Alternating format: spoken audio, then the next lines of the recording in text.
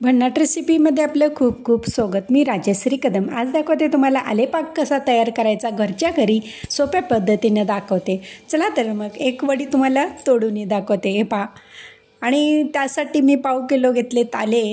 आता स्वच्छ धुवून ह्याची वरची जे साल आहे ते काढून घ्यायची आहे। आता साजूक तूप घेतलेलं आहे, एक मोठा चमचा। त्याच्यामध्ये 300 ग्रॅम गूळ घेतलेला हा, म्हणजे 1.25 वाटी गूळ होतो हा। आता हे गूळ आहे ना, थोडासा जाडसर मोठे मोठे खडे घेतलेले आहेत, ते तुपामध्ये आता थोडंसं विरघळून घेऊ।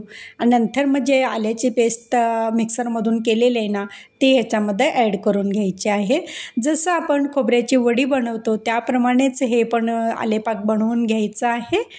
आणि एकदम सोप्या पद्धतीनं तुम्हाला आज दाखवलेलं आहे आलेपाक। मग सर्दी म्हणा, खोकला म्हणा, आता हे जे पेस्ट तयार केलेले आहे ना, याच्यामध्ये ॲड करून घेऊ। चांगलं आता हे कोरडं होईपर्यंत हे मिश्रण मिक्स करून घ्यायचं आहे। आणि समजा तोंडाला चव नसेल, भूक म्हणजे भूक मंदावली असेल, तर ही अर्धी वडी जर तोडून तुम्ही तोंडात टाकलीत तर दिवसभर तुम्हाला आराम भेटेल। आणि आलंही थोडंसं उष्ण असतं म्हणून जास्तही खायचं नाही। आणि कधीतरी सर्दी झाली तर आपण ताप आला, सर्दी झाली की आपल्याला बघा कुठलाही चव लागत नाही, तोंडाला वास येत नाही सर्दीमुळे, तर हा आल्याचं जर आलेपाक तुम्ही खाल्लात तर तुम्हाला आराम भेटेल। रोज एक वडी तुम्ही एका वडीमधला अर्धा किंवा तुकडा जर तुम्ही खाल्लात तर कोणतेही तुम्हाला आजार होणार नाहीत। आता हे थापून घेऊ। वाटीला अगोदरच तूप लावलेलं आहे जेणेकरून गुळाचा ते चटका बसू नये आपल्या हाताला म्हणून।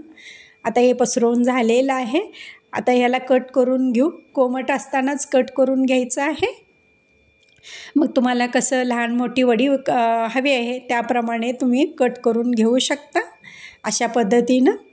आणि ही वरती थोडीशी पिठी साखर टाकलेली आहे म्हणजे त्याला कडकपणा येतो आणि बरेच दिवस हा आलेपाक टिकतो।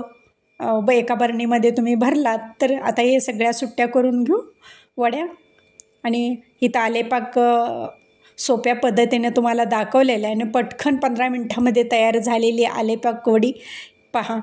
आणि माझी रेसिपी व पदार्थ आवडल्या चॅनलला सबस्क्राईब करा, बेल आयकॉन दाबा, लाईक करा, इतरांना शेअर करण्यास विसरू नका, तसेच कमेंट करण्यास विसरू नका। आपल्यासाठी अशीच नवनवीन पदार्थांनी तोपर्यंत धन्यवाद।